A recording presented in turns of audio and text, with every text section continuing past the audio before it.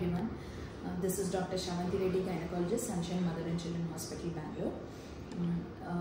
I am sharing you a small video clip. Recent gyna surgery. Amma 12 weeks pregnant, first trimester. Tanaki oka cyst undindi, which is around 7 to 8 centimeters. Adi torsion ayindi. So torsion valla memo with pregnancy laparoscopy dwara cyst ni teesesam early ga diagnose chesi.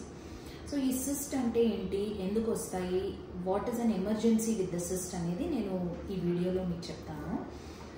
cysts అనేవి ఓవరీస్లో వస్తాయి.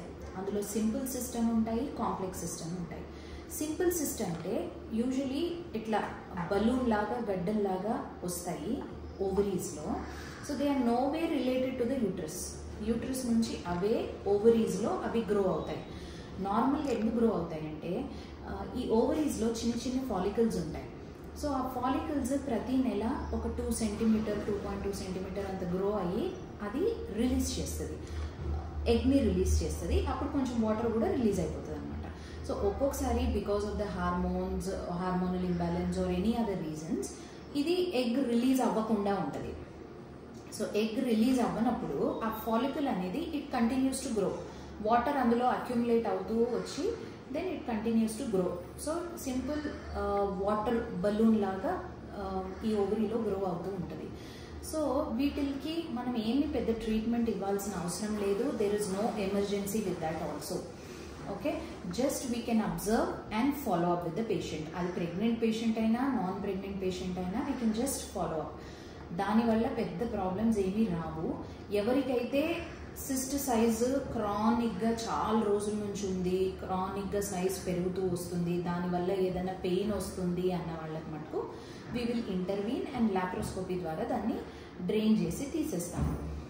ఈ ప్రెగ్నెన్సీలో ఏంటంటే, ప్రెగ్నెన్సీలో కూడా చాలా మందికి సిస్ట్లు ఉంటాయండి. 3 సెంటీమీటర్ 4 సెంటీమీటర్. మేడం ఏ ప్రెగ్నెన్సీకి ఏం కాదా అని అడుగుతూ ఉంటారు. సో ఈ సిస్ట్లు ప్రెగ్నెన్సీని కూడా ఏ విధంగా డిస్టర్బ్ చేయవు. ఇవి బయట ఉంటాయి కాబట్టి దే డోంట్ డిస్టర్బ్. సో ఈ సిస్ట్ ఓవర్ టైం పెరుగుతుందా తగ్గుతుందా, అది ఇంకేమన్నా ఇబ్బంది అవుతుందా అనేది time only can tell. Okay, so ఒకవేళ పెరిగినా తగ్గినా అంటిల్ అండ్ అన్లెస్ పేషెంట్కి సిమ్టమ్స్ లేకుండా ఉంటే we don't interfere during pregnancy. But the most emergency situation with this cyst ఏంటంటే, ఇవి ఇట్లా ఓవరీ దగ్గర హ్యాంగ్ అవుతూ ఉంటాయి కాబట్టి ఒక్కొక్కసారి సడన్గా మెలిక తిరిగే ఛాన్సెస్ ఉంటాయి. అవి మెలిక తిరిగినప్పుడు ఈ ఓవరీతో పాటు మెలిక తిరుగుతుంది కదా, ఆ ఓవరీకి బ్లడ్ సప్లై కట్ ఆఫ్ అవుతుంది. సో బ్లడ్ సప్లై కట్ అయినప్పుడు విపరీతమైన పెయిన్ వస్తుంది అండ్ స్లోగా ఈ ఓవరీ కుళ్ళిపోతూ వస్తుంది. వదిలేస్తే సపోజ్ ఒక 1 day 2 days మనం మెలిక పడ్డంగా కూడా వదిలేస్తే అప్పుడు ఇది కుళ్ళిపోతూ వస్తుంది. సో దెన్ మనం ఓవరీని కూడా సేవ్ చేయలేము. ఒక్కసారి కుళ్ళిపోయిన స్టేజ్లో డిటెక్ట్ అయిందంటే టార్షన్ ఓవరీ విత్ సిస్ట్ మొత్తం తీసేయాల్సి వస్తుంది.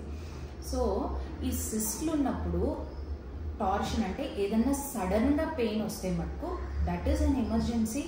కంపల్సరీ గైనకాలజిస్ట్ని మీరు కన్సల్ట్ అవ్వాలి. ఏమన్నా టార్షన్ అయిందా అనేది చూసుకోవాలి.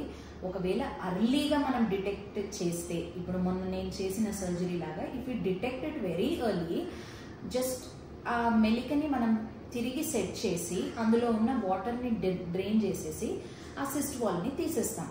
So it is a very simple procedure. So ఇందులో కూడా early pregnancy less than 16 weeks ఉంటే ఈ యూట్రస్ చాలా చిన్న సైజు ఉంటుంది కాబట్టి మనం లాప్రోస్కోపీ ద్వారా తీసేయచ్చు. Suppose if it is going beyond 2nd trimester 3rd trimester torsion అవుతే మటుకు కట్ చేసి ఓపెన్ చేసి అప్పుడు ఆ సిస్ట్ని తీయాల్సిన అవసరం వస్తుంది. సో ఈ cysts are very common and they are harmless also. But at times ఇట్లా టార్షన్స్ అయినప్పుడు మటుకు ఇమ్మీడియట్ ఇంటర్వెన్షన్ అయితే ఖచ్చితంగా అవసరం పడవచ్చు. ఓకే.